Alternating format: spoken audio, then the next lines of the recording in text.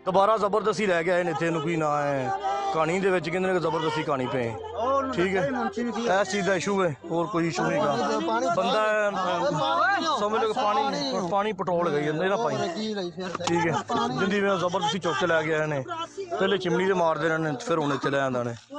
ते असीं आए हैं तो वेख्या जिंदी इस बंदे दी सूरत हाल सी।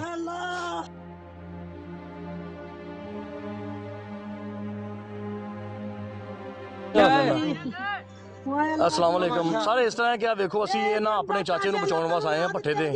भट्ठे वाले ने साडे भी गल पिया ठीक है अगों सानू धमकियां ला दिया कि मैं फैर मार देंगा मैं ये कर देंगा मैं वो कर देंगा मेरे को बड़े हथियार ने मेरी अपनी पुलिस से कोई मसला नहीं गा जेडे बंदे होंगे मैं सारे मार देंगा मैनू किसी का कोई भार नहीं गा लिहाजा साडी कोई बंदा मदद करने वास्ते नहीं आता साडे सारे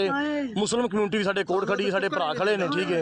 ये सानू बिल्कुल तुहानू दसदे ने कि साडे नाल हालात गुजरदे पैने असीं आए हैं साडे तो अगों गल पिया सानू गाली गलोच कीता साडे बच्चे साडे वेखो रो रहे ने इन्हां दे भी गल पिया अगों इन्हूं कहंदा कि तुहानू मैं मार देंगा तुहानू एक मिनट मैनू किसी चीज़ का कोई भार नहीं गा वेखो जरा और वेखो बच्चे निक्के निक्के साडे बच्चे ने ठीक है ए उन्हां दा बंदा बैठा है ठीक है ए बंदा उसी तरह प्याज उन्हां दा ठीक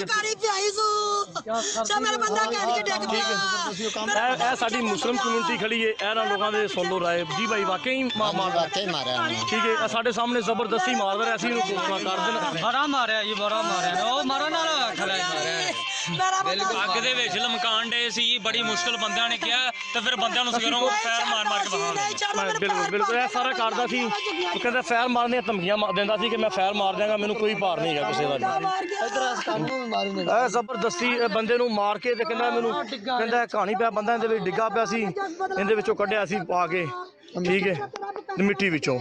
ते असी भी जबरदस्ती करते हैं कि यार ना खुदाया ना कर पैसे लैन देन तेरा है कोई मसला नहीं दे दिन होंदा है लेकिन इस बंदे ने किसी बंदे की नहीं सुनी अगो बकायदा धमकियां ला रहा कि मैं मार भी देंगे तो मेरा कुछ भी तुसीं नहीं कर सकते रमान नाल गल करो मेरा भट्ठा तुहाडा नहीं हैगा।